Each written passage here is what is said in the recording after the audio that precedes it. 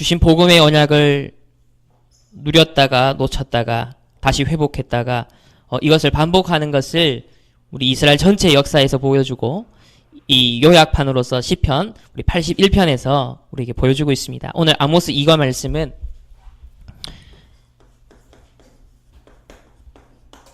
우리 아모스의 예언에 관한 말씀인데요. 특별히 이스라엘과 또 유다와 또 저 세상 이방 나라들에 대한 심판의 메시지입니다. 그러면서 우리가 봐야 될 것이 있습니다. 그 가운데 흐르고 있는 사단의 운동과 우리가 그 사단의 운동을 뒤집을 수 있는 복음의 운동이라는 이 포인트를 우리가 잘 잡아내야겠습니다. 먼저 우리 서론에서 벌써 결론을 다루도록 하겠습니다. 영적으로 우리 힘없는 시간을 가져야 됩니다.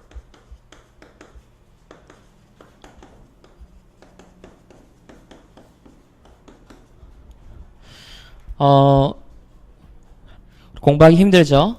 또 한 주간 여러분들의 학교 생활에서 만만치 않습니다. 우리 어른들은 또 말할 것도 없겠고요. 우리는 영적인 존재이기 때문에 바로 반드시 이 힘을 얻는 시간이 우리에게 필요합니다. 하나님께서는 우리를 하나님의 형상대로 지었다 했어요. 하나님의 형상대로 지었다는 건 하나님과 만나는 시간, 교제하는 시간이 있어야 힘이 나고 또 승리할 수 있고 또 진정한 행복을 우리가 얻을 수 있다는 겁니다. 그래서 이 영적인 힘을 얻는 최고의 시간이 언제냐? 바로 오늘 이 시간인 줄 믿습니다. 예배 시간인 줄 믿습니다. 그래서 오늘 이 예배 시간이 하나님께서 가장 원하셔서 있게 하신 그 영적인 힘을 얻는 장소다. 그 시간이다. 우리 믿음대로 하나님께서는 이 힘을 불어주실 줄 믿습니다. 이번 한 주간 우리 자살 사건이 몇 군데 있었어요. 그 학원에서 초등학생이 목을 매서 자살하는 사건이 참 안타깝게 일어났습니다. 또 야구 해설가 우리 하일성 씨, 참 이거는 충격이지 않습니까? 우리 야구 좀 아시는 분들은 하일성 해설위원 유명하잖아요. 평생에 그 뭐랄까 표정이나 모든 봤을 때 굉장히 인품도 좋아 보이고 굉장히 인상도 좋고 그래서 그런 것과 우울증 혹은 자살 이런 것과는 절대로 거리가 있어 보이는 사실 그런 분인데 안타깝게도 67세의 나이로 생을 마감하셨어요. 그분이 그래도 그 한국 야구계 최고 자리까지 가셨던 분이지 않습니까? 그걸 보면서 인생이 정말 지금 보이는 과거 지나온 것도 다가 아니고 지금 살아가고 있는 것도 다가 아니고 정말 끝까지 봐야 되는 것이다. 그리고 그 복음 가진 인생과 복음 없는 인생, 정말 하나님께서 은혜 주시지 않으면 오늘 보면요 이스라엘 백성이 원하지 않으니까요 그 마음에 완악한 대로 버려두사. 사실 이게 최고의 저주거든요. 그러니까 하나님이 막 저주를 받아주시는 거 심판을 하시는 게 아니라 원래 창세기 3장에 우리가 하나님을 떠나려고 했던, 하나님을 대적하려고 했던, 또 내가 주인 되려고 했던 본성이 있어요. 이게 창세기 3장의 죄성이라 그러죠. 우리가 그리스도 복음을 받는다 할지라도 이 죄성이 각인 뿌리 체질로 남아 있어서 우리가 계속 영적 싸움 하지 않으면 이 죄성의 흐름을 우리도 따라갈 수밖에 없어요. 근데요, 우리가 예배 시간을 통해, 기도 시간을 통해 하나님과 대화하고 말씀을 담고 있으면 또 하나님의 은혜를 받고 있으면 그 죄성에 우리가 휘둘리지 않는 보호를 받습니다. 그걸 은혜라고 하거든요. 그러니까 하나님이 잡아주시는 거죠. 근데 바로의 마음을 강팍게 했다는 말은 바로를 악하게 했다가 아니라 창세기 3장 원래 그대로 내버려 뒀다라는 의미예요. 근데 오늘 여기 보면 하나님의 백성은 철저하게 하나님이 은혜로 붙들어 주시는데 너무 완악하니까 그래 한번 네 마음대로 해봐. 그러니까 부모님도 그렇잖아요. 애 키우다가 그래 한번 네 마음대로 해봐라. 이제 이 심정인 거예요. 그 말은 완전 폐기 처분하는 얘기가 아니라 완전 포기한다는 얘기가 아니잖아요. 완악한 대로 한번 그래 이거 한번 고생해봐라. 니 그렇게 해가지고 한번 그런 거잖아요. 한번 맛을 봐라. 그러면 깨닫게 되어지는. 그래서 완악한 대로 가도록 내버려 두는 거. 그래서 예수님 그 배신했던 제자, 팔았던 제자가 가룟 유다잖아요. 뭐요? 제 갈 곳으로 갔다는 거예요. 그래서 우리가 무슨 이 영적인 힘을 얻는 시간이 굉장히 필요합니다. 우리의 창세기 3장의 완악한 마음대로 그대로 끌려가는 그것이 아니라, 그래서 하나님 그래 네 마음대로 한번 해봐 라고, 그것이 아니라 정말 하나님의 은혜를 우리가 구하고 그 하나님의 은혜로 말미암아 우리가 컨트롤될 수 있는 것, 그것이 최고의 자유거든요. 그런데 불신자들은 어떤 자유를 원합니까? 하나님의 주권과 하나님의 이끄심과 또 하나님께서 섭리하시는 그것으로부터 내가 자유의지를 가지고 탈출하려고 하는 것, 그게 자유라고 생각을 해요. 그러나 그 자유는 어디 안에서의 자유냐? 사단의 종로로 사는 안에서의 자유인 거예요. 사실은 자유가 아니거든요. 그래서 진정한 참된 자유는 우리가 하나님의 그 은혜의 그늘 안에 머물 때, 그 은혜의 날개 아래 거할 때, 그것이야말로 우리 영적인 힘을 얻는 시간이거든요. 참된 자유를 누리게 될 줄 믿습니다. 또 북한에서 이제 5차 핵실험을 했어요. 지금 드디어 60년 동안에 남한과 북한의 이 균형을 이루었던 힘의 이 균형이 깨졌습니다. 이제는 비대칭이 되기 시작했어요. 그럼 이거는 많은 것을 함축하고 의미를 합니다. 많은 강대국들이 새로운 외교 전략과 군사 전략을 지금 짜기 시작하고 있어요. 이거는 한 번도 유례 없는 우리가 처음으로 맞이하는 상황입니다. 그래서 이게 도대체 무슨 상황이 될지는 아무도 몰라요. 그러나 이게 힘의 균형이 유지되는 것과 그게 깨어졌을 때는 천지차입니다.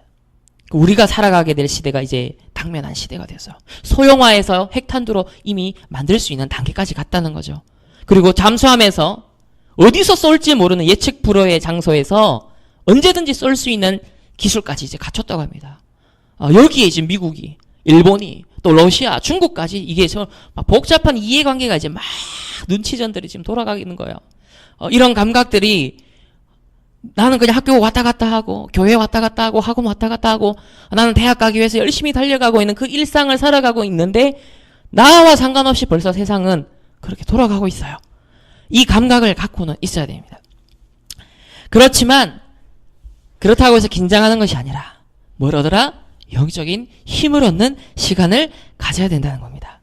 그래서 하나님의 말씀으로 뭘 바꾸는 것? 내 생각을 바꾸는 시간. 말씀을 통해 우리가 무엇으로 내 생각을 바꾸느냐가 참 중요해요. 대부분은 내 생각 절대 안 바뀝니다. 그러나 우리가 굉장히 감명 깊은 어떤 책을 본다거나 아니 굉장히 감명 깊은 강연을 듣는 거다 하면 상당히 우리의 생각의 변화도 있어요. 근데 그 정도가 아니라 우리는 하나님의 말씀이, 언약이 기준된 나의 생각으로 바뀌어지는 것. 그 최고의 시간이 예배 시간이고 묵상의 시간이고 기도의 시간입니다. 그래서 오늘 이 시간에 이스라엘이 실패할 수밖에 없었던 그 생각이 우리에게도 있거든요. 그 생각은 내려놓고 사라지고 영적인 힘을 얻으면서 하나님의 은혜를 받으면서 하나님의 원래 언약의 백성에게 축복하신 그 길을 걸어갈 수 있는 생각과 마음을 품는 그런 치유의 회복의 시간 되시기를 바랍니다. 수많은 사람이 자살하고 영적 문제 당하고 또 그 더 넓은 범위에서 국제적인 긴장감이 또 전쟁의 위기가 우리에게는 날로 엄습해 옵니다. 이때 가장 필요한 것은 내 생각이 하나님과 통하는 생각으로 하나님의 영적인 그 힘을 얻을 수 있는 우리의 삶의 시스템, 상태를 하나하나 준비해 가는 것입니다. 그래서 지성보다는, 다른 실력보다는, 어떤 자기 성공보다는, 아니면 정말 뭔가 그 이전에 영성이 먼저 각인된 아모스를 하나님이 사용하셨다 했어요.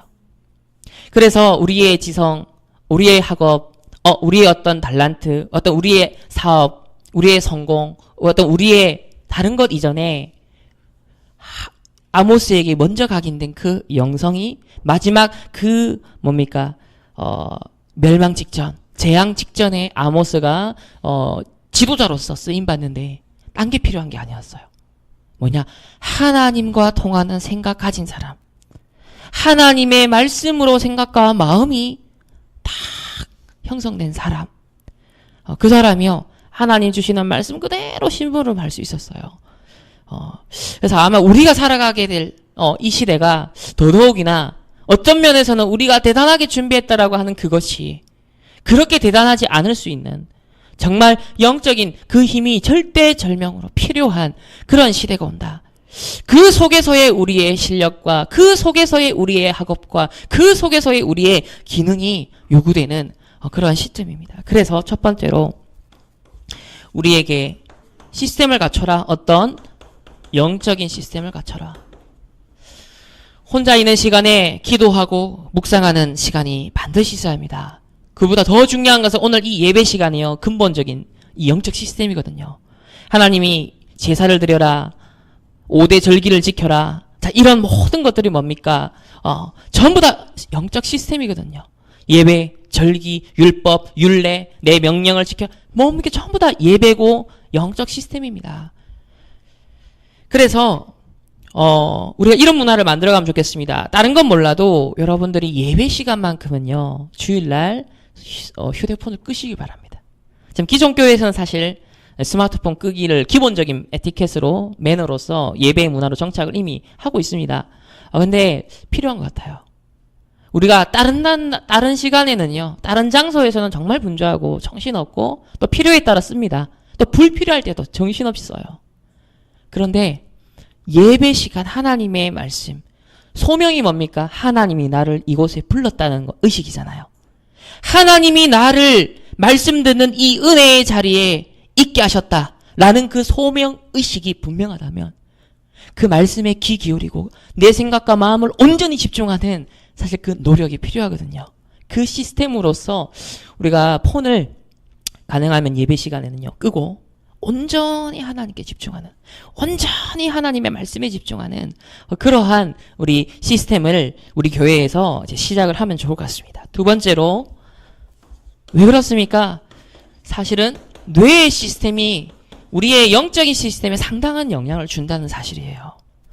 영적인 것 하면 눈에 보이지 않지만 뇌 그러면 당장 사실 우리가 갖고 있는 신체적 조건입니다.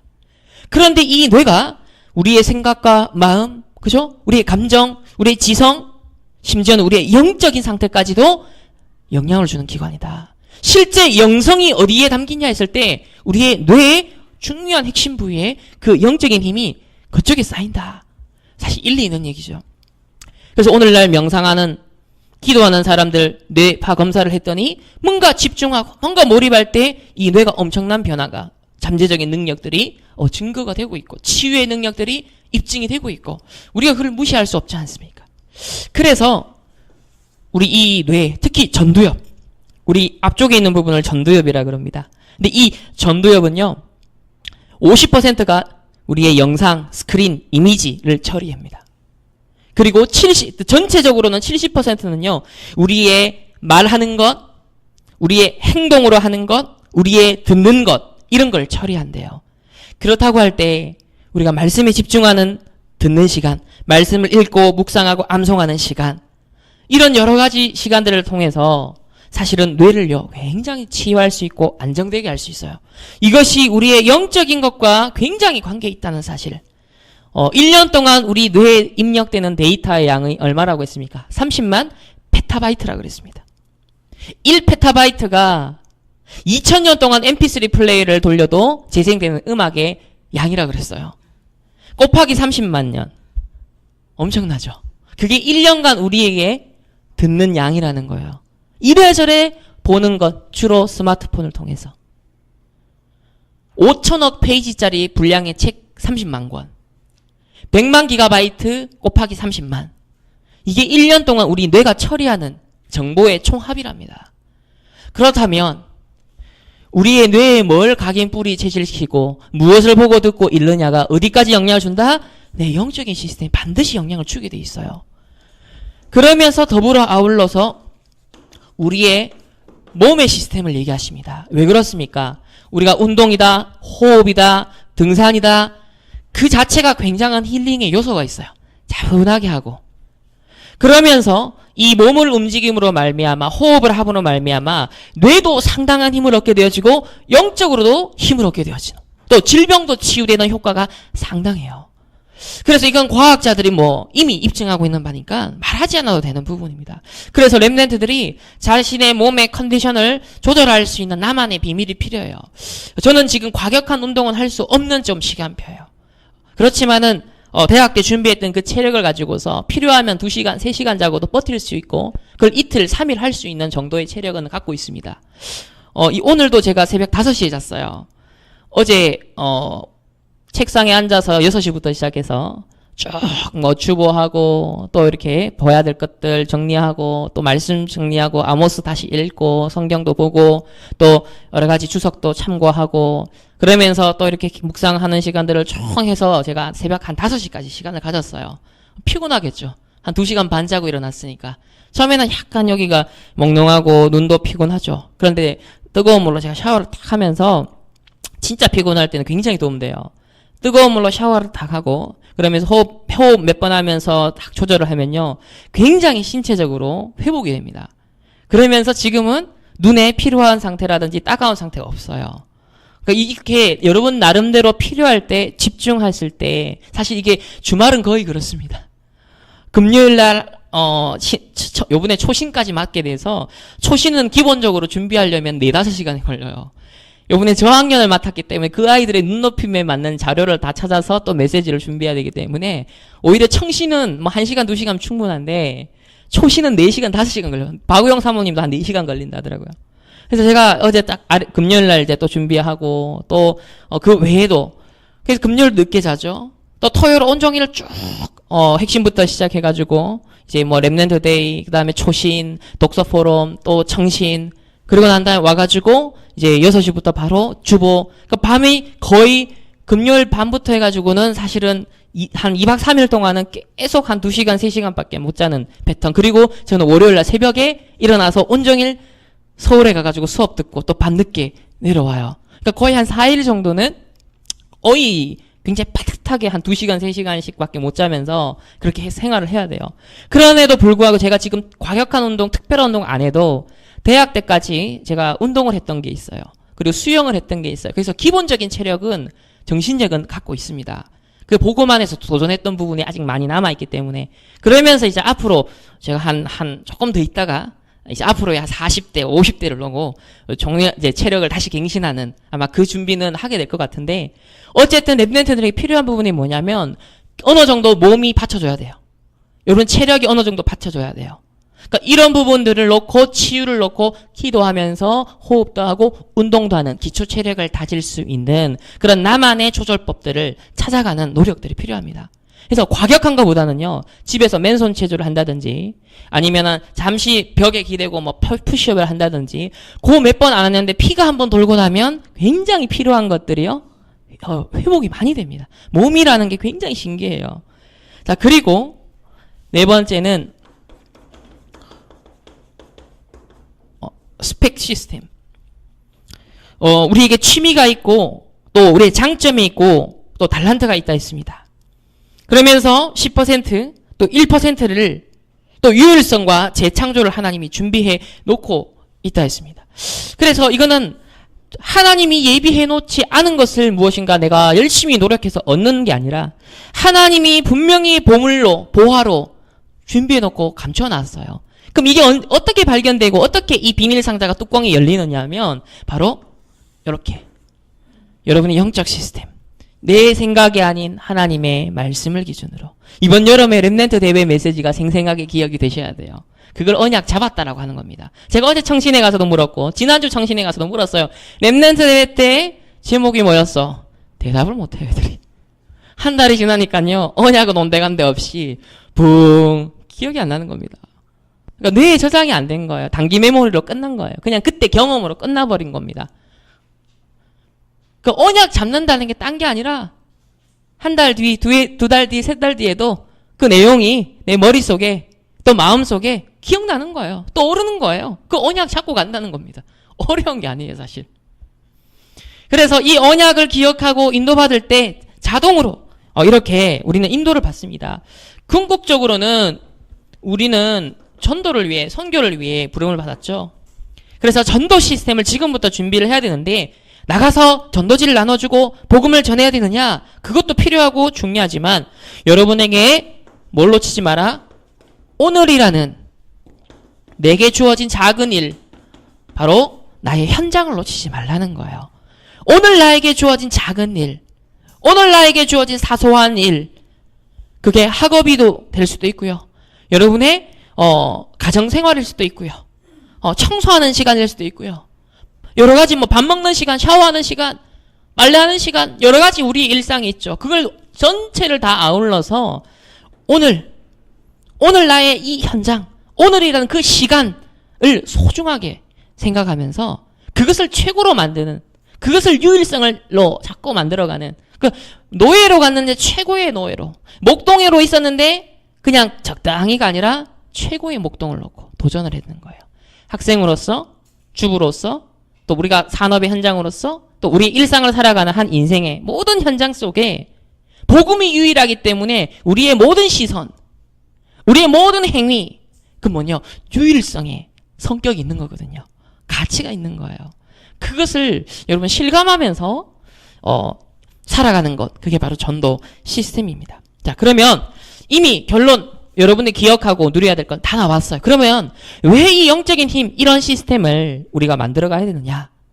오늘 읽었지만 뭐냐면요, 그러므로 내가 그의 마음을 완악한 대로 버려두어 그의 임의대로 행하게 하겠다. 이 시스템이 없으면 우리가 어떻게 되냐면 내 임의대로 살아간다는 거예요. 내 마음대로, 내 생각대로, 내 상처대로, 내 야망대로 살아가게 된다는 겁니다. 그러니까 완악하게 된다는 거예요. 그래서 이 시스템을 통하여서 내 창세기 3장이 아닌 창세기 3장 15절 그 약속 잡고 가도록 하는 거예요. 창세기 6장 물질 중심 타락 네피림이 아닌 뭐예요? 방주 운동, 구원의 방주. 창세기 11장 바벨탑 성공, 어찌하든지 성공, 우리의 야망, 명예, 그것이 아닌 정말 바벨탑을 넘어서 내가 내 이름을 창대케 하리라 라는 아브라함을 축복하신 것, 그 길을 우리는 걸어가야 될 줄 믿습니다. 자, 그러면 우리 주보에 나와 있는 말씀을 간단하게 한번 정리를 해보면, 먼저 심판의 예언들입니다. 오늘 우리 오전 강단 말씀은 하나님은 우리를 사랑하십니다 라는 말씀이에요. 자, 그러면 하나님이 우리를 사랑하신다. 지난주 우리 담임 목사님께서도 하나님은 선하시고 좋으신 하나님이요 사랑의 하나님입니다 라고 강조를 하셨어요. 그렇죠? 그것과 과연 이 아모스 선지자를 통하여서 선포된 이 심판의 예언들과 어떻게 보면 언어적으로는 이게 많이 안 맞는 거잖아요. 의의적으로는, 개념적으로는 상반되는 개념이에요. 그런데 성경의 구약 전체는 하나님의 사랑의 표현이다, 우리는 쉽게 얘기를 합니다. 그러면 도대체 이 심판의 예언과 하나님의 사랑이 무슨 관계가 있는가를 우리는 잘 언약을 잡아야겠죠. 자, 첫 번째로 먼저 이웃 나라들에 대한 심판은요, 말 그대로 심판입니다. 아람 나라, 블레셋, 두로, 에돔, 암몬, 모압. 자, 이 나라, 이 족속에 대한 심판들은 분명히 저주요, 재앙이요, 영원한 그야말로 실패요, 그런 심판이었어요. 자, 그런데 아모스 선지자를 통하여서 남유다, 언약의 백성이라고 하는 남유다에게 대한 심판까지 선포가 되어집니다. 그 이유가 우리 아모스 2장 4절에 잘 나옵니다. 뭐라고 나와 있습니까? 여호와의 율법을 멸시하고 규례를 지키지 않았고 조상들처럼 거짓 우상들에 미혹되었다. 쉽게 말해서 복음을 놓쳤다. 그리고 그 복음에 집중하는 시스템을 사실 놓친 거죠. 율법, 우리가 신약으로 말하면 복음입니다. 율례, 우리에게 주신 집중의 시스템입니다. 이걸 놓쳤어요. 그 결과 어디에 빠져들었어요? 조상들처럼 거짓 우상들의 미혹이 되는 거예요. 우리가 당장 복음 놓치고 여러분 집중하는 나만의 이 시스템 놓치면 어디로 끌려가요? 세상 소리가 커 보입니다. 세상 문화, 세상 기준, 세상 가치관, 따라갈 수밖에 없다니까요. 그게 골리앗처럼 보인다니까요. 세 번째로 드디어 북이스라엘에 대해서 심판의 메시지를 하십니다. 왜 그러냐? 이스라엘의 악한 행위에 대한 심판이었다. 하나님이 주신 구원의 비밀을 잊어버린 것이었다. 아무도 피할 수 없는 그런 심판이라는 것을 예언을 하고 있습니다. 우리 2장 한번 13절부터 보시면 곡식단을 가득히 실은 수레가 흙을 누름같이 내가 너희를 누르리니. 아니 곡식 가득한 그 수레가요 흙을 밟으면 그 흙이 당연히 패이지 않습니까? 눌리지 않겠습니까? 그와 같이 무거운 그 짐을 가지고서 내가 너희를 누르리라. 아이고 얼마나 이건 힘들겠습니까? 또 3장 15절은요 너희는 악을 미워하고 선을 사랑하며 성문에서 정의를 세울지니 3장 15절 겨울궁과 여름궁을 치리니 상하궁들이 파괴되며 큰 궁들이 무너지리라. 이스라엘이요 그때 경제적으로 크게 번성했다 했어요. 이 크게 번성한 이 자랑했던 경제력을요 그냥 IMF 정도가 아니라 근본적으로 완전 파산해버리는 거예요. 자, 이렇게 각종 실패와 심판에 대해서 아모스 선지자를 통해서 이 이스라엘이 듣기 싫은 소리를 듣습니다. 그러니까 이제 듣기 싫은 소리 하지 마라 그러면서 막 핍박을 이제 나중에 가하게 되어지는데요. 자, 그런데 이게 다가 아니라는 겁니다. 사실은 큰 틀에서 보면 그 남유다가 70년 동안 바벨론의 포로로 끌려가는 것을 뭐라고 그랬죠? 70년 동안 안식하러 간다라고 표현을 하고 있습니다. 포로로 끌려가서 고생하는 건 줄 알았는데 평상시에 매주 매일 가졌어야 될 그 안식의 시간표를 안 가졌던 그것을 한꺼번에 내가 종합해서 계산을 한다. 그게 뭐냐? 사실은 700년 동안 해야 될 걸 내가 압축해서 70년 동안 너에게 허락한다. 그래서 그건 안식의 시간표야. 그렇게 얘기를 하시죠. 그래서 사실은 구원받은 자에게는요 이 시간표가 사실 좋은 시간표다. 안식의 시간표, 다시 회복하는 시간표, 하나님의 사랑을 받을 수 있는 그 시스템 상태를 회복하는 시간표이기 때문에 사실상 전화 위복이다라고 하는 그 말이 이제 성립이 되는 거예요. 그래서 우리는 그것을 생명의 길을 여시는 것이다. 좋으신 하나님, 선하신 하나님, 사랑의 하나님. 그러니까 하나님이 자체의 본성이 악해서 막 저주와 진노, 분노를 못 견뎌서 막 퍼붓는 그런 저주를 퍼붓는 심판하시는 하나님의 이미지가 아니라는 거예요. 구약에 보면 하나님이 분명 심판하시고 분명 질병을 내리시고 전염병도 내리시고 많은 무시무시한 장면들이 나와요. 그것만 단편적으로 읽으면 와 하나님은 두렵고 무서운 하나님이 되어져요. 그러나 성경 전체의 흐름을 보게 되어지면 왜 그렇게 될 수밖에 없었는가, 그리고 그 의도가 무엇이었는가 라는 것을 전체를 보게 되어지면 그것이 생명의 길이기 때문에, 그게 진짜 근본적으로 사는 길이었기 때문에 하나님께서는요, 하나님의 생각은 우리의 생각을 비교할 수 없는, 그죠? 그래서 우리 4장 2절에 보면 뭐라고 얘기하십니까? 자, 이런 일이 있을 때 4장 2절에 보면 이스라엘아, 내 하나님 만나기를 준비하라. 이 말은 뭐냐면 우상 스탑, 우상 그만, 이 얘기인 거야. 네 하나님 만나기를 이제 준비해라. 우상 그만 쳐다보고 세상 그만 쫓고 세상 기준 불신자들 그 화려하게 성공하는 것처럼 보이는 그거 속지 말고 하나님 바라봐라. 우리 지난주에 그 뉴스에 제가 검색했는데 그 이희진 씨입니까? 청담동 주식 부자 대박 터뜨렸던 사람, 벤틀리 뭐 벤츠 또 뭡니까 포르쉐 람보르기니 그리고 부가티 뭐 28억짜리 부가티, 그 부가티는요 차 키가 얼마인지 아세요? 1억이래요. 백금으로 만든 차 키가 1억이래요. 나 그거 딱 듣는 순간 깜짝 놀랐죠. 이야, 집은 안에 뭐 자체 수영장도 있고 뭐 그야말로 그 내가 이래 흑수저에서 아르바이트 하던 인생에서 이렇게 자수성가해서 성공했다. 수많은 메시지도 주고 TV도 나오고 하여튼 떵떵거리면서 있는 것 막 더 있어 보이게 막 사실 과도하게 소비한 게 보이지 않았습니까? 근데 젊은 사람들한테는 그게 엄청난 기준이었거든요. 사기로 그죠?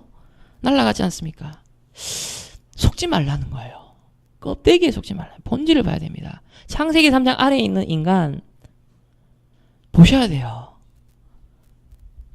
역시 이게 아니라 미리 보면서 저런 사람까지도 우리는 어떻게 도와줄 준비를 해야 될까? 이렇게 들어가야 되는 겁니다. 그래서 하나님 만나기를 준비하라. 5장 1절은요. 하나님이 애타는 심정으로 애가로 지은 이 말을 들으라. 막 심판을 불을 뿜는 이런 이미지가 아니라 하나님의 그 답답한 그 심정은 뭐냐면 눈물의 글이라는 거예요. 눈물의 말이라는 거예요. 애가로 지은 이 말을 들으라. 그래서 이게 눈물의 시지만 눈물의 노래지만 슬픈 노래지만 한편에서는 이 사랑 애자로 우리가 다시 생각하면 하나님의 사랑의 노래라는 거예요. 그 애가라는 거예요. 그래서 5장 4절에 뭐라 그럽니까? 나를 찾으라. 그리하면 살리라. 생명의 길. 그러면서 5절에 중요한 얘기를 하십니다. 어디로 가지 마라? 베델을 찾지 말며 길갈로 들어가지 말며 브엘세바로 나아가지 말라. 전부 다 우상이 있는 현장이었어요. 여러분들 나름대로 혼자 있는 시간에 찾아가는 물론 취미생활 제가 방해하는 건 아닙니다. 뭐 스마트폰 끊으라 이 말도 아닙니다. 뭐 웹툰도 있고 음악도 있고 영화도 있고 또 혼자 몰래 뭔가 혹시 모르죠 변태적인 일을 할지 나는 모릅니다. 하나님은 아시겠죠. 자, 그 무엇인가 만족되지 않아서 어딘가는 헤매고 있고 내 마음이 멍하게 그냥 시간이 돌고 반복되는 그런 일상이 순간순간 우리에겐 그런 게 있겠죠. 근데 그게 뭐냐? 바로 베델로, 길갈로, 브엘세바로 자꾸 옆길로 샌다는 거예요. 이제 그 우상에다가 우리는 자꾸 집착하고 생각과 마음을 쏟아내고 시간을 보내고 있다. 그러지 마라. 왜? 베델은 비참하게 될 것이니까. 그 이희진 씨 보면서 선망의 대상이다. 얼마나 거기 그렇겠습니까? 젊은 사람들이. 근데 뭐예요? 비참하게 될 것입니다. 속지 말라는 거예요. 그러면서 6절에 뭐라 그럽니까? 너희는 여호와를 찾으라. 그리하면 살리라. 이렇게 하나님은 그 슬픔의 노래로 너무나 사랑하는 그 심정을 담아서 애가로서 이렇게 간곡히 부탁을 하셨어요. 그래서 나를 찾아라. 그리하면 살리라. 그래서 참 좋으신, 참 선하신, 참 사랑의 하나님이 우리에게 생명의 길을 내시기 위해서 사실 더 먼저 강조하시고 더 많은 말씀을 하셨어요. 그러나 우리 이스라엘의 역사를 볼 때는 왕과 백성과 지도자들은 끝까지 우리 깨닫지 못했습니다. 그러면 우리도 깨닫지 말아야 됩니까? 그게 아니겠죠. 구약과 신약의 거울을 주신 우리, 이 마지막 시대 세계복음화를 향하여서 전진해 나가야 될 우리에게 뭘로? 반면교사로, 거울로 삼으라고. 이스라엘 보면서 때로는 나도 이렇게 범죄하고 나도 이렇게 넘어지면 우리 또 위로도 받고 그러면서 하나님이 긍휼히 여기시고 사랑하시고 은총을 베푸시는 거기에 우리가 또 힘을 얻고 그러면서 또 한 가지 나아가서 그렇다고 해서 내가 꼭 이스라엘처럼 7번 재앙을 당할 필요는 없다. 그렇다는 거죠. 적어도 6번을 줄이고 적어도 5번을 줄이고 그렇죠. 이 줄이는 건 우리가 할 수 있는 부분이거든요. 뭘 하면? 시스템. 하나님을 찾고 우리의 생각이 하나님의 말씀으로 이러한 치유가 일어나는 귀한 시간이 언제냐? 예배 시간이고 기도 시간입니다. 얼마나 소중한지 모릅니다. 두 번째로 우리 북이스라엘이 배경이기 때문에 그 북이스라엘로 이제 돌아가서 집중을 해보겠습니다. 자, 이 북이스라엘에 일어난 사탄 운동입니다.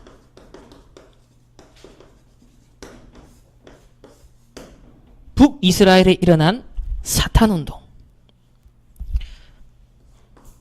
첫 번째로 이방 종교화된 종교 생활을 하게 되어졌습니다. 우리 2장 7절에서 우리 8절을 보면요. 힘없는 자의 머리를 티끌먼지 속에 발로 밟고 연약한 자의 길을 굽게 하며 아버지와 아들이 한 젊은 여인에게 다녀서 내 거룩한 이름을 더럽히며, 이 말이 뭐냐면 그 당시에 신전, 그 당시에 예배드리는 그 처소, 제단이 있는 곳에 누가 있었냐면 이방 신전과 같이 창녀가 있었어요. 그리고 그 창녀와 성관계를 맺는 것이 예배 의식의 일부였습니다. 그게 왜 그러냐면 모든 이방 신전에 그런 창녀들이 있음으로써 왜 성관계를 가졌냐면 그 당시에 신적 생산력을 의미했습니다. 그래서 성관계를 맺음으로 말미암아 신을 흥분시켜서 신이 비도 내리게 하고 대박 터뜨리게 한다라는 것. 이게 이제 고대에 있었던 믿음이었어요. 그래서 풍요의 신, 바알 신, 이런 모든 것들이 뭐냐면 다산의 축복, 풍요의 축복. 그래서 이걸 유발하기 위해서 우리 인간편에서 가장 할 수 있는 행위가 뭐냐면 신을 흥분시키는, 그리고 또 생명을 상징하는, 그죠?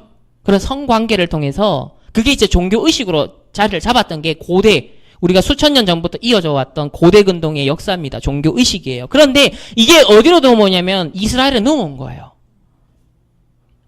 충격적이죠.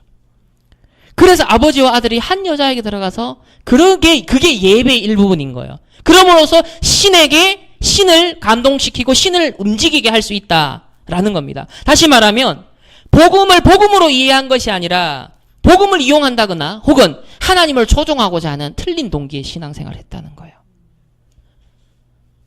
틀린 동기입니다. 그 당시에는 그런 창녀들이나 이방 그런 걸 통해서 움직이려고 했다면 오늘날에는 우리가 종교생활 틀린 동기를 갖고 하나님을 이용하고 복음을 이용하려고 할 수 있다라는 거죠. 조종하려고 했다는 겁니다. 두 번째로 형식화된 종교생활이었습니다. 우리 5장 21절에서 22절에 보면 내가 너희 절기를 미워하며 멸시하며 너희 성회들을 기뻐하지 아니하나니 너희가 내게 번제나 소제를 드릴지라도 내가 받지 아니할 것이요 너희가 살찐 희생의 화목제도 내가 돌아보지 아니하리라. 뭡니까? 절기를 지키고 성회로 모이고 예배를 드리고 제사도 지내고 이거 하나님 명령이잖아요. 그런데 나 그거 안 받는다. 왜? 껍데기로 하니까. 중심과 진심 담아서 집중하지 않는데 너희 마음을 안 찢고 옷만 찢고 행위만 하고 나는 이렇게 했으니까 그래도 사명자야. 난 요 정도 했으니까 그래도 말씀 듣는 자리에 있었으니까 됐어. 라고 우리는 자기만족으로 끝날 수 있어요. 그것이 아니라 하나님의 말씀이 뚫고 들어와서 관통해서 우리의 심령을 찔러 쪼개는 역사가 일어나야 됩니다. 형식화. 그걸 다른 말로 화석화된다. 굳어진다라는 거예요. 화석화된다. 가장 주의해야 될 부분이죠. 그래서 이것은 본질을 잃어버린 겁니다. 5장 23절에 보면요. 내 노래 소리를 내 앞에서 그칠지어다. 네 비파 소리로 내가 듣지 아니하리라. 찬양을 해도 이 중심 없으면 껍데기로 하는 찬양할 수 있다는 거죠. 나 그 찬양 안 받는다. 6장 5절에 보면 비파 소리에 맞추어 노래를 지절거리며 다윗처럼 자기를 위하여 악기를 제조하며 라고 합니다. 그래서 다윗이 찬양의 사람이라는 거라서 모방하는 겁니다. 노래도 지어요. 악기도 만들어요. 그러나 다윗의 그 고백 시편이지 않습니까? 그 노래이지 않습니까? 시편의 깊은 하나님과 교제했던 묵상, 그 의미는 없이 하나님과 깊은 소통했던 그 묵상의 내용은 없이 노래만 뻔뜨리하게 지은 거예요. 이론적으로 지은 거예요. 껍데기만 잘 꾸민 거예요. 그 찬양 나 안 받는다라는 거예요. 그래서 형식화된 것. 세 번째는 시대의 영적인 흐름에 무감각했습니다. 지도자들이. 정체성을 놓친 거죠. 우리 6장 1절에 보시면 화 있을진저 시온에서 교만한 자와 사마리아 산에서 마음이 든든한 자 곧 백성의 머리인 지도자들이여 이스라엘 집이 그들을 따르는도다. 자, 지도자들이 있습니다. 여기 보면 교만한 자, 이걸 원어에 더 가깝게 넣으면 뭐냐면 안일한 자, 무사안일주의, 안일한 자라는 뜻이에요. 그러면서 마음이 든든한 자, 이거 되게 좋은 말 아니냐? 그 말이 아니라 지금 전쟁과 위기가 어마어마하게 닥쳐오고 곧 이 이스라엘이 멸망하는데 내 마음이 그냥 그 위기의식 전혀 없이 든든한, 그러니까 하나님에 의해서 든든한 게 아니라 그냥 내 육신의 삶에 만족스러워서 든든했다는 거예요. 아무런 영적인 이 감각이 없었다라는 뜻입니다. 그래서 3절에 보면 너희는 흉한 날이 멀다 하여 포악한 자로 가까워지게 하고, 그러니까 아니 무슨 재앙이냐, 아모스가 지금 심판을 얘기하니까 무슨 소리냐, 헛소리 하지 마. 무슨 이렇게 지금 우리나라가 경제적으로 번성하고 군사적으로도 번성해서 다른 소수 민족들도 정복해가고 있는 이 이스라엘인데 다시 솔로몬 때와 같이 번영을 하고 있는 그 이때인데 무슨 심판이냐, 헛소리 하지 마. 그래서 재앙과는 거리가 멀다, 심판과는 거리가 멀다, 흉한 날이 멀다 하다 하면서 어디로 갔다? 포악한 자리로 갔다. 그러니까 우리의 생각, 이스라엘의 생각은 자꾸 포악한 쪽으로 가는 거예요.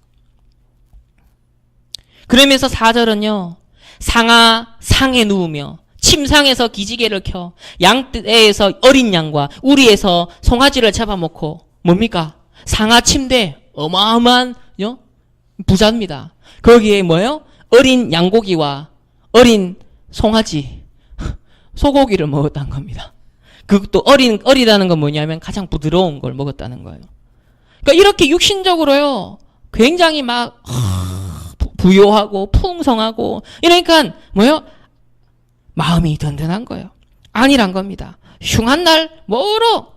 무슨 심판이냐? 우리 이래 잘 나가는데 13절에 보면 허무한 것을 기뻐하고 이르기를 우리는 우리의 힘으로 뿔들을 취하지 아니하였느냐. 이게 뿔들을 취했다는 뭐예요?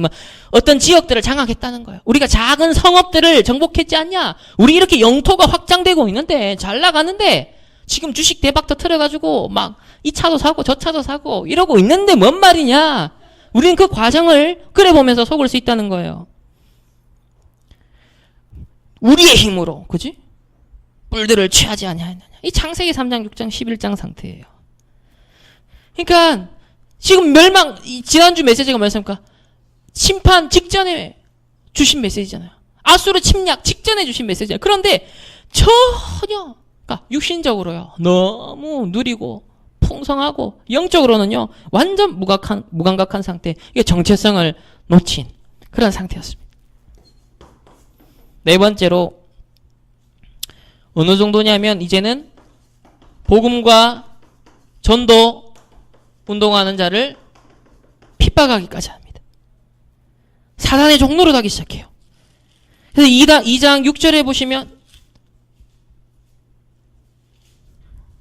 그들이 은을 받고 의인을 팔며 신 한 클레를 받고 가난한 자를 팔며, 그렇게 나옵니다.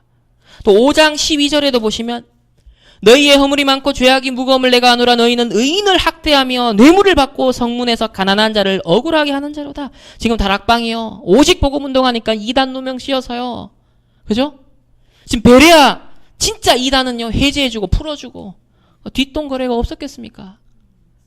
진짜 의인들은 학대하고요. 지금 이런 일들이 우리의 현장에서 일어나고 있다는 겁니다. 2장 11절에 또 너희 아들 중에서 선지자를, 너희 청년 중에서 나실인을 일으켰으니, 렘넌트를 일으켰다는 거예요. 그런데 12절에 보면 나실 사람으로 포도주를 마시게 하고 선지자에게 명령하여 예언하지 말라 하고, 우리 렘넌트들인데 렘넌트답지 전혀 렘넌트 아닌 가치관, 세계관, 상태, 오히려 부모님이 그걸 물려줘 버리고, 교회에서 오히려 그런 모습을 보여줘 버리고, 지도자들이 오히려 그런 모습을 보여줘 버리고, 단순히 이건 술 마시지 말라 이게 아니야. 세상 불신자 기준을 다 집어넣었다는 거예요. 알게 모르게. 그러면서 선지자에게 예언하지 마. 오직 그리스도 말하지 마. 우리 지금 이단 안 하겠다고, 우리가 잘못한 거 있으면 우리는 시정하겠다. 그러면서 오직 복음 없어지는 시대에 복음 운동하겠다 해서 오직 예수는 그리스도 이 운동하니까 예언하지 마. 복음 전하지 마.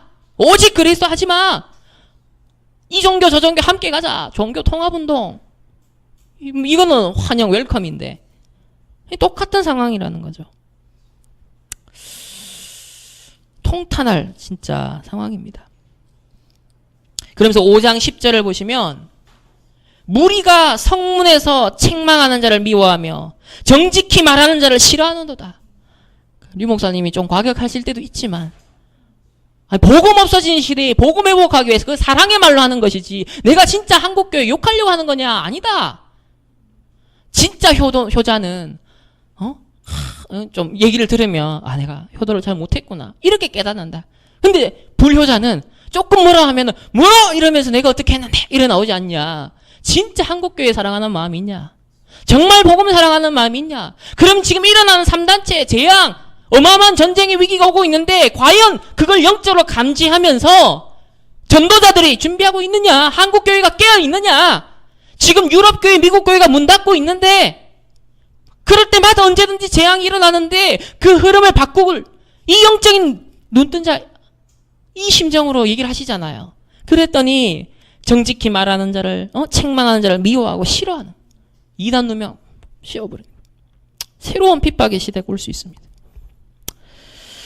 7장 10절에도 보면 이제는 한 명이 나옵니다. 때에 베델, 자, 우상이 서 있는 베델입니다. 베델의 제사장 아마샤가 이스라엘의 왕 여로보암에게 이르되 이스라엘 족속 중에 아모스가 왕을 모반하나이다. 그 모든 말을 이 땅이 견딜 수 없나이다. 이제 막 하니까 못 오직 복음하니까 못 견디는 거예요. 종교다원주의 하자고 하는데, 다 같이 함께 가자 하는데, 오직 그리스도 하니까 못 견뎌요, 사단이. 그러니까 왕에게 찔러가지고 막 누명 씌우고 모반하고 중상모략하고 지금 이러고 있는, 우리가 이 성경의 역사를 통해서 앞으로 우리가 살아가는 현장들을 보셔야 돼요. 13절을 보면 다시는 베델에서 예언하지 말라. 이는 왕의 성소요 나라의 궁궐이라 하면서 이 아마샤가 자기 땅에서 전도하지 말라는 거야. 유 목사님 부산에서 동산동 전체, 그죠? 영도 전체 이 전도했더니만은, 아니 왜 우리 동네 와서 전도하냐? 이 얘기에 지금 베델에서 예언하지 마. 베델에서 복음 전하지 마. 전도하지 마. 부산로에서 전도 금지 명령을 유 목사님한테 내겼잖아요. 그래서 발끈해가지고 영도교회가 이제 탈퇴해가지고 그 바람에 더 확 그냥 이단 누명 씌워버렸잖아요. 이게 지금 똑같은 일들이 그때도 지금도 일어나고 있다. 그럼 우리가 지금 어떠한 길을 가고 있는 단체인가? 그걸 보셔야 된다는 겁니다. 또 우리 16절에 보면 이스라엘에 대하여 예언하지 말며 이삭의 집을 향하여 경고하지 말라 하므로, 그 듣기 싫은 겁니다. 마지막으로, 그러면 이 사단의 운동을 막는 복음 운동의 주역으로, 대표 주자로 하나님이 우리를 이 시대에 부르신 줄 믿으시길 바랍니다. 하나님이 우리를 복음의 대표자로 부르신 줄 믿으시길 바랍니다. 그래서 아모스를 왜 사용했냐면요, 오직의 증인이 될 수 있었기 때문에, 지성, 어떤 다른 경험 이전에 오직 영성, 오직 복음이 먼저 각인된 이 오직이라야만 이 재앙시대에 헤쳐나갈 수 있고 살려낼 수 있는데, 시골 출신, 그죠? 지방대 출신, 그것도 제사장 가문이 아닌 농부 출신, 아무 배경이요, 지도자로서의 자질이 없어요. 배경 스펙이 안 돼요.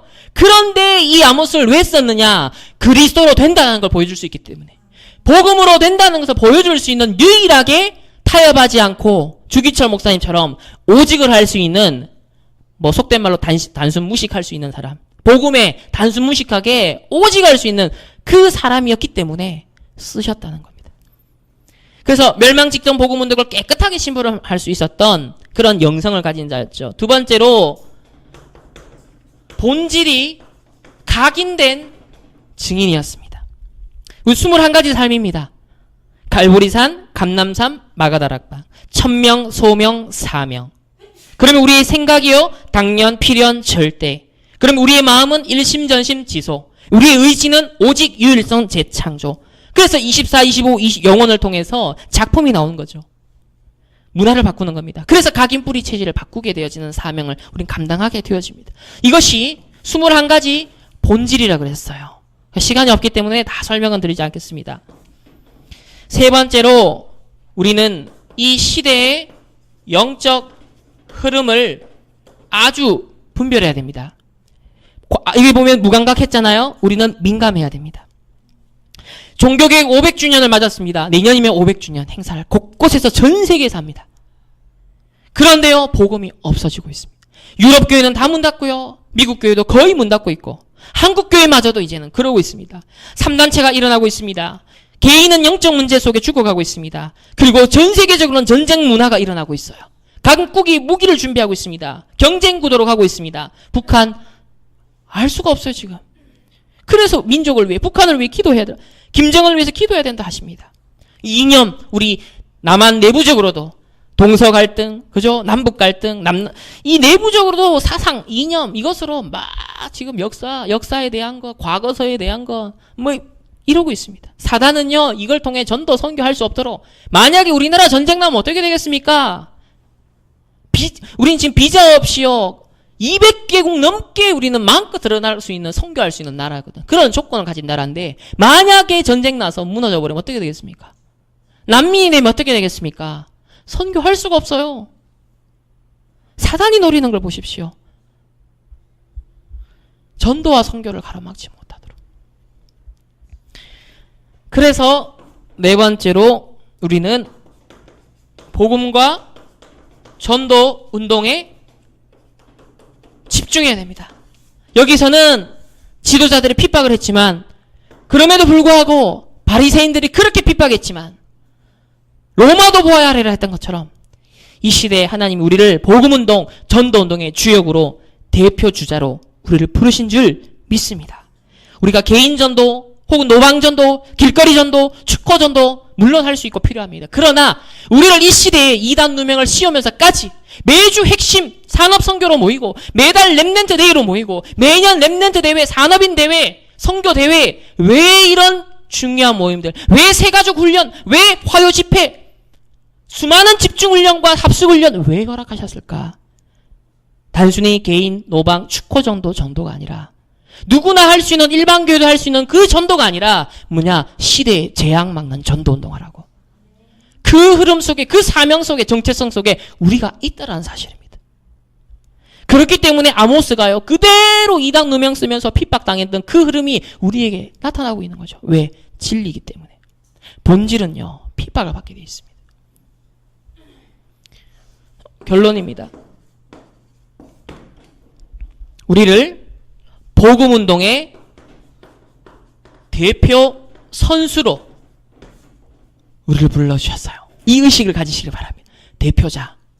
그러면 이건 뭐랑 연결되냐면 로마서 1장 1절에 하나님이 복음을 위하여 우리를 택정하셨다 했습니다. 사도행전 9장 15절에는요. 이방과 이스라엘과 임금을 위해 택한 나의 그릇이다.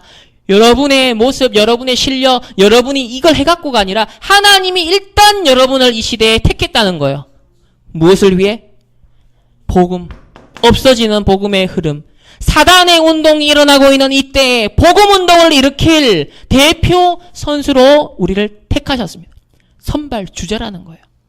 물론 주전 멤버냐 벤치냐 차이는 있겠지만 어쨌든 메달을 따면 똑같이 금메달 따는 거예요. 아시겠죠? 중요한 건 우리를 선택하셨다는 겁니다. 대표팀에 선발이 됐다는 거예요. 그렇기 때문에 우리가 한 가지 이제 이건 찾아보겠습니다. 로마서 마지막으로 로마서 2장 5절인데요. 한 가지 우리가 다 이것만 하면 됩니다. 로마서 2장 5절에 보시면 자, 다 같이 한번 읽어보겠습니다. 시작. 다만 네 고집과 회개하지 아니한 마음을 따라 진노의 날 곧 하나님의 의로우신 심판이 나타나는 그날에 임할 진노를 네게 쌓는도다. 자, 고집을 피우지 말아야 돼요. 다시 말하면 복음으로 충분하다 했는데 복음으로 끝났다라고 하는데 복음으로 충분하지 않아 라고 우리는 말하고 고집을 피워요. 이스라엘이요 하나님 복음 다 줬다 다 끝났다고 했어요. 그런데 이스라엘이요 우상 쫓아다니고 베델로 길갈로고 부엘세바로 와요. 그러니까 복음으로 충분치 않다라고 하는 우리의 그 고집 이것만 뭐해라? 주의해라. 왜냐? 이 고집은요 마지막 심판의 날에 진노로 쌓이고 있다는 거예요. 진노가 계속 이 이스라엘이요 계속 진노가 쌓인 거예요. 하나님의 사랑으로 너무 슬퍼하는 마음으로 애통하는 마음으로 계속 선지자를 통해 보냈잖아요. 말씀했습니다. 사랑의 말씀 너희들이 사는 길이 있다 생명의 길이 있다. 그런데요 뭐예요? 고집, 완고한 마음, 굳어진 마음, 황폐한 마음, 계속 뭐요? 회개하지 않는 거예요. 회개, 복음으로 돌아가지 않는 거예요. 그러니까 그게 진노가 쌓인다. 이것만 우리가 잘 기억하면 됩니다. 민수기 20장 12절, 어제 제가 김치훈 목사님 메시지를 산업선교랑 전도학 메시지를 집에서 녹취본을 쫙 봤어요. 보면서 참 그렇구나. 그 민수기 20장 12절인데요. 모세가 40년 동안 이스라엘을 이끌고 광야를 지나왔습니다. 그런데 하나님이 너는 가나안 땅 못 들어간다 그랬어요. 근데 그 결정적 이유가 있습니다. 그걸 밝히고 있어요. 그게 뭐냐면요. 하나님께서 반석에게 말하래요. 명령하여서 물을 내라 그랬어요. 지금 물이 없어서 막 사람들 불평불만하는 상황에 전에는 반석을 쳐라 해서 쳐서 물이 나왔어요. 근데 이번에는요. 뭐라 그랬냐면 하나님이 명령을 해라 해서 물이 나오는 거 그렇게 하셨어요. 그런데 모세 어떻게 했냐면 2번 쳐요. 그러면서 뭐라 나를 믿지 아니하고 내 거룩함을 백성 앞에서 나타내지 아니한 거로 너는 가나안 땅 못 들어간다. 이러거든요. 이 뭐를 의미할까요? 어떤 면에서는 전에 했던 대로 내 고집대로 내 기존 관념대로 내 경험대로 그냥 쳤던 거예요. 분명 하나님이 이번에는 말씀으로 반석에게 명하여 물을 내라 했는데 2번 쳐요. 전에 1번 쳐서 됐으니까 이번에는 2번 치면 되겠지. 그러니까 좀 단순하게 해석을 하면 이런 부분이 있고요. 더 중요한 건 어제 김치호 목사 뭐라고 했냐. 내 거룩함을 나타내지 아니한 거로. 내 백성 앞에서 내 거룩함을 나타내지 아니한 거로. 이 말을 어떻게 해석하셨냐면 우리는 복음의 대표 선수이기 때문에 모든 처리, 모든 생각, 모든 과정을요. 뭘로 해야 되냐면 복음의 방법으로 해야 돼요. 복음적으로 해 나가야 돼요. 그런데 그게 뭐냐면 하나님의 거룩함을 나타내는 거거든요. 다시 말하면 복음을 드러내는 거거든요. 매 상황에서. 그런데 이 모세가 그걸 놓쳐버렸어요. 복음을 복음으로 설명되어지도록 복음으로 사람을 팀사역해야 되고 복음으로 위로를 했어야 되고 복음으로 누군가를 일으켰어야 되는데 내 것으로 했다는 거예요. 내 경험, 내 기준에서 이 사람에게 도움될 만한 걸 건졌다는 거예요. 그래서 김치현 목사님 그 부분을 적나라하게 얘기를 하시더라고요. 야, 맞다. 내 거룩함을 나타내지 아니함으로 복음대로 하지 아니함으로 말미암아 너는 가나안 땅 못 들어간다. 이 얘기를 하시더라고요. 그래서 우리의 매 순간순간이 정말 이 시스템 속에서 복음을 회복하고 복음을 드러내고 복음에 의해서 우리의 삶이 돌아갈 수 있는 이게 너무나 중요하구나 라는 것을 제가 언약으로 잡게 되었습니다. 여러분 기억하십시오. 사단의 운동이 일어납니다. 그래서 결국은 북이스라엘이 멸망했어요. 그러나 이 시대 똑같이 복음이 없어지는 사단의 운동이 일어나는 걸 보면서 복음운동 회복할 대표 주자로 불렀다. 하나님 분명 우리를 택하신 그릇이다. 선택했다. 대표팀에 일단 불렀어. 중요한 건 뭐냐? 믿어야 됩니다. 그러면서 복음으로 그래도 충분치 않아라고 하는 자꾸 부엘사바로 길갈로 자꾸 다른 길로 가려고 하는 우리의 그 완고한 고집을 회개하고 철저하게 모든 하나하나의 일상도 어떻게 하면 더 복음적으로 할까? 어떻게 하면 복음의 기준에서 이 사람을 도울까? 어떻게 하면 이 학업을, 이 숙제를 정말 복음의 관점에서 재해석할 수 있을까? 이걸요, 하나님과 계속 대화하는 시간을 가져라는 거죠. 그러니까 이 위대한 지도자인 모세의 실수를 보면서 우리는 복음의 대표 주자다. 하나님의 거룩함을 드러낼 복음을 복음으로 설명할 대표 주자다. 이 딱 언약 잡고 승리하시는 우리 모든 렘넌트들과 교사들 되시기를 예수님의 이름으로 기도합니다. 하나님 감사합니다. 우리 아모스 선지자를 통하여서 사단의 운동과 그것을 뒤집을 수 있는 복음의 운동에 대한 언약의 말씀 받았습니다. 복음의 대표 주자로 우리를 부르셨사오니 모든 것을 하나님 복음으로 재해석, 재정용, 재창조할 수 있는 하나님 여호와의 거룩하심을 나타낼 수 있는 그런 우리 렘넌트들 될 수 있도록 하나님께서 인도하여 주옵소서. 감사드리며 살아계신 예수 그리스도 이름으로 기도합니다. 아멘.